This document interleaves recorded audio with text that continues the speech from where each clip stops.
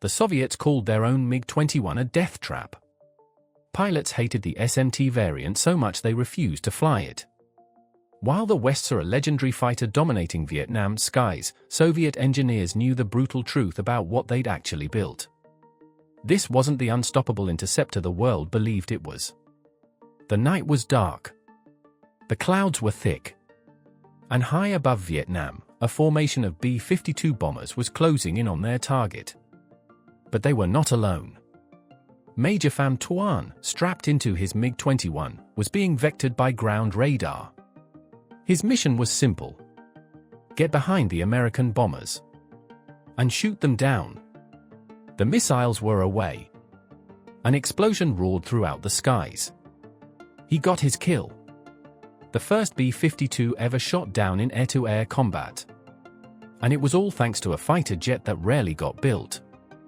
A jet that Soviet test pilots called unpredictable. A jet that Moscow's own engineers admitted was trying to kill you on every landing. The MiG-21. The 1950s brought one of the greatest evolutions in aviation history. American spy planes were probing Soviet airspace. American bombers threatened their borders.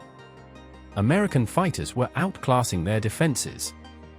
So Moscow made a decision. Build something that could catch them and take them out. The focus shifted to interceptors. Fast, high-climbing jets designed to scramble, intercept, and destroy. And to create these new jets, it came down to the classic rivalry. MiG versus Sukhoi. A competition that would produce one of history's most prolific combat aircraft. But first, it had to win. After the strong performance of MiG fighters during the Korean War, the Mikoyan-Gurevich Design Bureau was tasked with building a new fighter. Two prototypes were created: the E-2 and the E-4.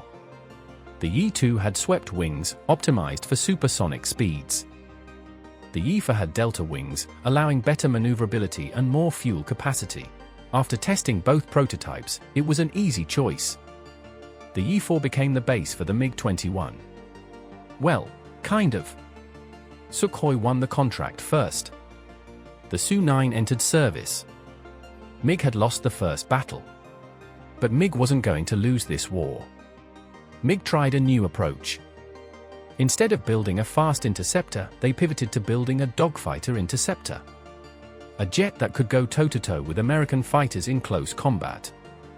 The new Tumansky R-25 engine gave this jet enough power to exceed Mach 2. This wasn't just about speed anymore. This was about winning the fight.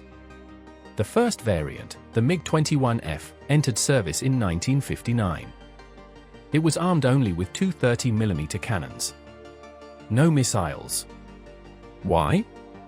The Soviets were heavily lagging behind the Americans in air-to-air missile technology. But in a turn of events, it would be the Americans who would actually help the Soviets catch up. During the Taiwan Strait crisis in 1958, a Chinese MiG-17 got hit by an AIM-9 Sidewinder that didn't explode. The missile lodged itself into the fuselage. And the MiG landed safely. The Chinese immediately handed the missile to the Soviets. And the Soviets very quickly reverse-engineered it. The K-13 missile entered service shortly after. The Vietnam War was the largest conflict after World War II. And it was used by both the United States and the Soviets to test new weapons and train personnel for the ultimate war brewing between East and West. It was here, in the skies above Vietnam, that air warfare was revolutionized. The MiG-21 was the best the East could offer. And it would face a very formidable opponent. The F-4 Phantom. The F-4 was superior in almost every way. Multi-role aircraft. Radar. Both infrared and radar-guided missiles. Two engines. Higher Mach speed. On paper, the Phantom should have dominated. But the MiG was a fighter made for that role only. And being very maneuverable, with the right pilots and tactics, it would prove to be extremely deadly. Vietnamese pilots trained in the USSR adopted new tactics. Instead of flying directly to intercept, they would go around and attack enemy formations from the side or the rear. If they got close enough to enter a dogfight, they would have the advantage. You see, the first variants of the F-4 didn't even have a cannon. It was thought that the future of air warfare was just missiles. But that wasn't correct. At least not yet. If MiGs managed to get into a dogfight, F-4s would almost be sitting ducks. After Operation Rolling Thunder, which saw almost a 1,000 United States aircraft lost, the Americans were forced to redesign their air warfare strategy completely. This led to Top Gun being created. The Air Force started their own fighter weapons school, focusing on dogfighting tactics specifically designed to take on the MiG-21. Most Vietnamese aces from the war flew the MiG-21, including the top ace, Nguyen Van Cock, with 9 victories. And even today, they fondly remember their time with this aircraft. The MiG-21 proved to be everything it was expected to be in combat. But back in Moscow, Soviet test pilots were filing reports that told a very different story. Reports that would never make it to the international press. Before we go any deeper, if you're loving this breakdown of what the Soviets really thought about the MiG-21, make sure you hit that like button and subscribe. We cover military aviation history and the truth behind all legendary aircraft. And trust me, what's coming next about the MiG-21's dark secret will shock you. But if the MiG-21 was so successful in Vietnam, celebrated as a supersonic legend that could hold its own against the best American fighters, why were Soviet test pilots filing confidential reports calling it unpredictable and dangerous? What brutal truth did Moscow's engineers know that the rest of the world didn't? The MiG-21 was designed as an interceptor. Take off, climb as quickly as possible under guidance from ground-based radar, fire air-to-air missiles at invading American bombers, then return to base. To achieve this, the aircraft was built as small as possible around a big engine. The MiG-21 had a delta wing, which provided minimum drag at supersonic speeds. Because of the delta wing, Russian pilots called it the balalaika. It's the fastest balalaika in the world. In 1959, a prototype set a world speed record of 2,388 km per hour. 2 years later, with a rocket engine added, it set an altitude record of 34,740 meters. That's 113,891 feet. The MiG-21 was produced in dozens of different versions. But they can be classified into 3 generations. And this was where Soviet opinion started to diverge sharply. Generation 1 was introduced in 1959. It was a day interceptor without radar. The aircraft could carry 2 missiles on wing pylons and had one internal 30mm cannon. Soviet pilots loved this variant. It was nimble, easy to fly, responsive. This was the MiG-21 that matched the legend. Generation 2 was introduced in 1961 and was an all-weather interceptor. Weight increased, and so did power. The two-seaters maintained good handling characteristics.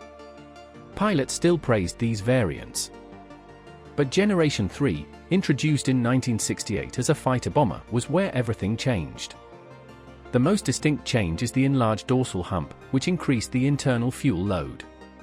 But endurance didn't increase because the engine was more fuel-thirsty.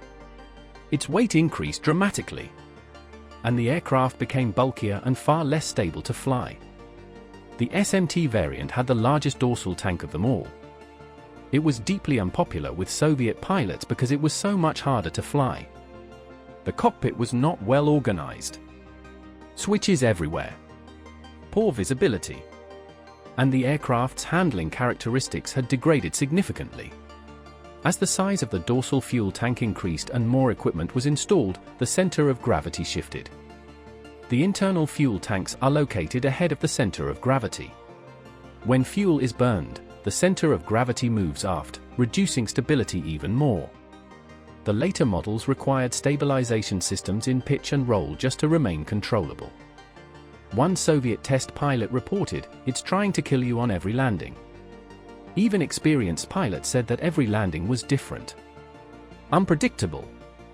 The high landing speed, the poor visibility, the sensitive controls, and the unstable center of gravity all combined to make approaching and landing one of the most challenging phases of flight. This was the shocking truth Moscow didn't want the world to know. While the MiG-21 was being celebrated as a supersonic legend, Soviet pilots were filing confidential reports about an aircraft that had become dangerous to operate. An aircraft that traded safety for capability. An aircraft that demanded perfection from its pilots because anything less could be fatal. The MiG-21 is fast. The takeoff speed is about 400 km per hour. Maximum speed at sea level is just above Mach 1. Higher up, it will do Mach 2 with ease, provided it's in clean configuration, and you use the afterburner. The maximum Mach number is restricted to Mach 2.05 due to directional stability issues. The service ceiling is about 60,000 feet. But it could go higher. The coffin corner is where 500 km per hour indicated airspeed equals Mach 2.05. That's about 70,000 feet. If the speed drops below 500 km per hour, the engine will flame out. And if you go beyond Mach 2.05, you will lose directional control. Here's where it gets brutal.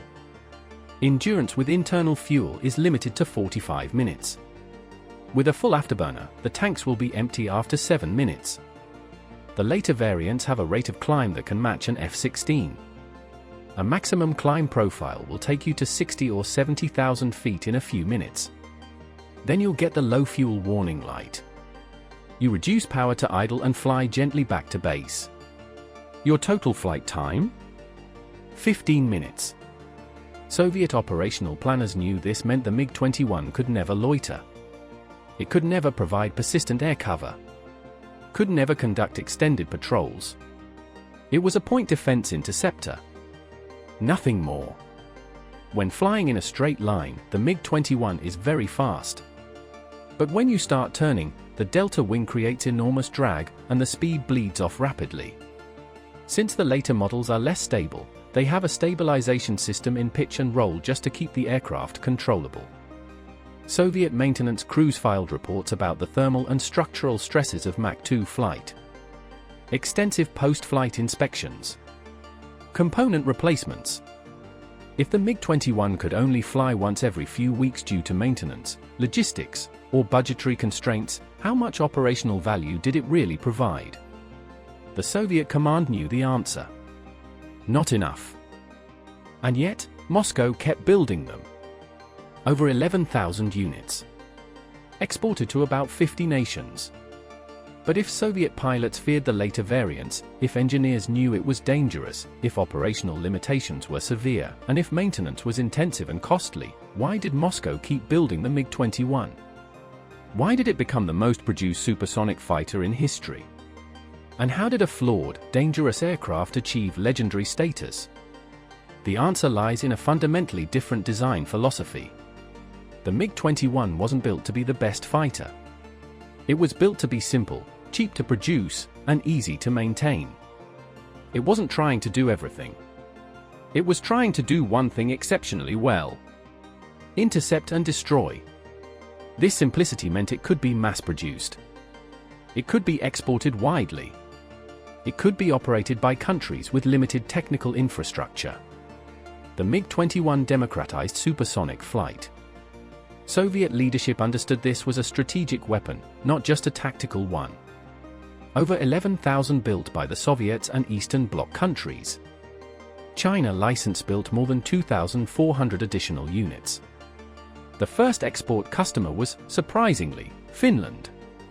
Soviet Premier Nikita Khrushchev offered Finland the MiG-21 F-13 during tense relations with West Germany. As one Finnish official later said, "That was an offer I couldn't refuse, because this was a top-notch aircraft." Even if pilots feared them. Even if operational limitations were severe. The MiG-21 was cheap enough to lose.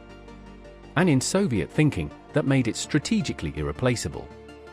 This was the calculus that Western analysts struggled to understand. The MiG-21 wasn't supposed to be the best fighter. It was supposed to be good enough, in sufficient numbers, to overwhelm any opponent. The shocking truth about what Russia thought of the MiG-21 is this. Soviet leadership knew it was flawed. Soviet engineers knew it was dangerous. Soviet pilots knew it was trying to kill them. And yet, it became one of the most successful combat aircraft in history. Not because it was perfect, but because it was good enough. And sometimes, good enough, in overwhelming numbers, changes everything. The MiG-21 flew in wars on every continent. It faced the best the West could offer. And it held its own. Not because it was the most advanced, but because Soviet doctrine understood something fundamental about warfare. Victory doesn't go to the side with the best equipment. Victory goes to the side that can sustain the fight. Over 11,000 built. Flown by 60 countries. Still in service after 60 years. That's not just success. That's strategic dominance through industrial capacity. The MiG-21 isn't just a fighter. It's a philosophy. Speed over sophistication. Simplicity over complexity. Quantity over quality. Effectiveness over elegance. And acceptance of risk over pursuit of perfection. That philosophy changed air combat forever. Even if Soviet pilots paid the price.